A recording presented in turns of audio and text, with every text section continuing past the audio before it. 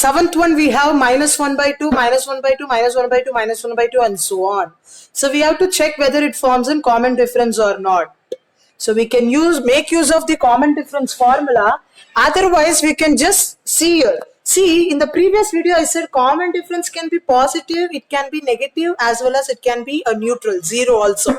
See, first term is also minus 1 by 2, second term also same minus 1 by 2, third also minus 1 by 2. Means we are adding nothing to the first term. Correct? We are adding nothing. Means we are adding 0 to the first term in order to get the second term. We are adding again 0 to the second term in order to get third term. So we can say it is in AP or it forms AP. It forms AP. So D equals 0. Correct? Since we are adding 0 only, we are getting the same terms, and next 3 terms also will be the same. Next 3 terms also will be same. See, last term is minus 1 by 2. If I add again 0, I am going to get minus 1 by 2 only. If I add 0, I am going to get minus 1 by 2. If I add again plus 0, minus 1 by 2. So, all the terms are minus 1 by 2 since the common difference is 0. In this case, we can directly judge that the common difference is 0. Even if you make use of formula D equals A2 minus A1, you are going to get 0 only. Just have a look here. We have minus 1 by 2, right? Minus 1 by 2. Here we have minus. A1 is again minus 1 by 2. So bracket indicates multiplication. So minus 1 by 2. Minus into minus will become plus 1 by 2. As you are all aware, minus 1 by 2 plus 1 by 2 is nothing but 0. It's like minus 3 plus 3. 3 minus 3 is 0. Like that, 1 by 2 minus 1 by 2 is 0. So anyway you can do, you'll be getting the answer as same.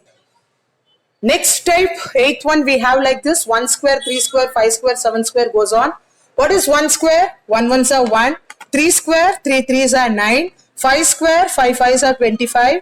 7 square, 7 sevens are 49. It goes on.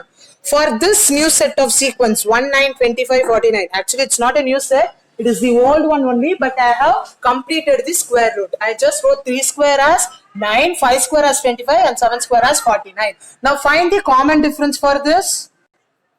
D equals A2 minus A1. Similarly, D equals A3 minus A2. Write it in your notebooks also. What is A2? 9. A1? 1. 9 minus 1 is 8. So in this case, we got common difference as 8. Let us see what I am going to get in this case. A3 minus A2. A3 is 25. A2 is 9. 25 minus 9. What is 25 minus 9? It is 16. Common differences are not same. So this sequence, 1 square, 3 square, 5 square, 7 square, doesn't form AP. It doesn't forms AP. Like this you have to write. Okay, let I go with the next one. Before going with the next one, I request you to write this in your notebook. These are the square roots. I think you are aware of this from your previous grade itself till 10 square. But since you came to the 10th standard, you have to know the square root till 20. You know, right, how to just do this? It's very simple. 13 square means what? 13 square means not 13 twos, it is 13 multiplied twice. 13 13s are 169, like that. So pause the video and complete the square root, completing in your classroom.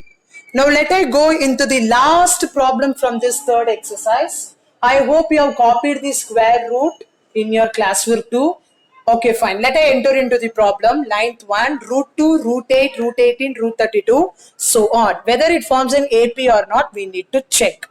Before entering into the problem, that is by finding common difference, you need to solve this form. How to solve, I will teach you. See, this root 2 I am going to write as root 2 only because it is the smallest number. This root 8 I am going to split into 2 terms. Listen carefully, it's very important. This root 8, this root 8 I am going to split into 2 terms such that strictly one should be from the square root table what you have written. See, you have written 1 square, 2 square, 4, 3 square, 9, like that you have written till 20 square 400, right? So here you have to add one number such that it should be from this one set of number 1, 4, 9, 16, 25, 36. Please have a look on that square root whatever you have written. One number strictly from the square root table should be there, and another number is your wish, such that it should be getting 8, such that when we multiply those two multiplicants we have to get 8. Supposingly if I write 4, what happens? 4. In order to get 8, here I will write 2, because in this table, in this box, I can write whatever number I want. Only in this case, it is strict and obvious that you have to write any number 1, 4, 9, 16, 25, 36, 49, 64, like that. So I have splitted this root 8 as root 4 into root 2. Correct? Similarly, can you split root 18 also in that way? How to split root 18? We have to split root 18 into two numbers such that strictly one should be from the square root table. Okay, so now we have to check whether in 4 table 18 will come or not.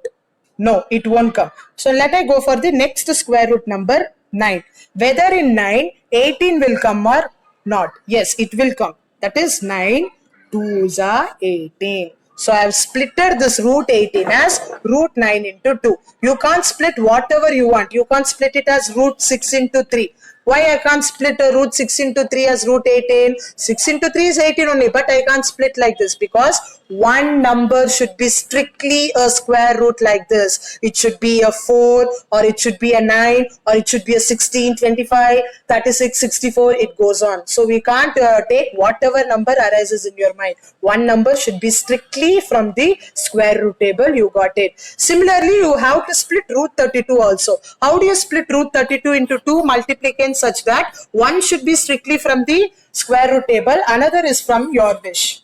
So can I take 4 ones are? In 4 ones are 32 comes? Yes, we are going to get in 4 ones are. That is 4 8s are 32. But I can't write 4 into 8 because 8 is again a big number. So don't take square root 4. Okay, so now let I go for 6. In 6 ones are not 6. In 9. In 9 ones are 32 comes? No. 32 will not come. Next is 16. In 16 32 will come? Yes. 16 2s are. So I can write 16 2s are. Why I can't write 4 into 8 means even though 4 is a square root, 8 is not a small number. Even this 8 I can again split into root 4 into root 2.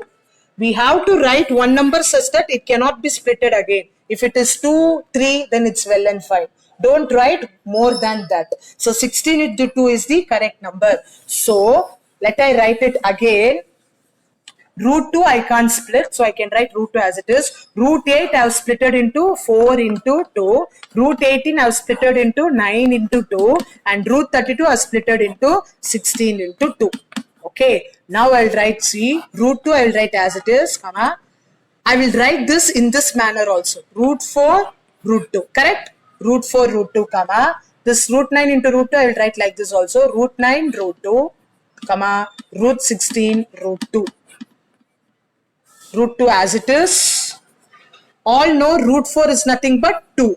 Correct? Huh? Root 4 is 2. Root 9 is 3. Root 16 is 4. How we came to know root 4 is 2? See, 2 square means 4, no? If I shift that square to the RHS, what will be getting? It will become root. So 2 equals root 4. Remember, if the square gets transposed to the RHS, it will become root 4. So root 4 is 2. So in place of root 4, can I write 2? Similarly, in place of root 9, I have written 3. What is 3 square? 3 square is 9. When I shift the square towards the RHS, what it will become? Root 9. Root 9 is equal to 3. So in place of root 9, can I write 3? Similarly, root 16 also 4. 4 square is 16. If I shift the square towards that side, it will become root 16. 4 equals root 16. So in place of root 16, I have written 4 root 2. Now for this, you have to find the common difference. For root 2, 2 root 2, 3 root 2, 4 root 2. How to find common difference? Quick. D equals A2 minus A1. D equals A2 minus A1. A2 is 2 root 2 minus A1 is root 2.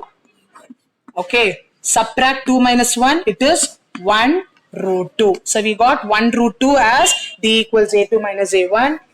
Now let I find A3 minus A2 also.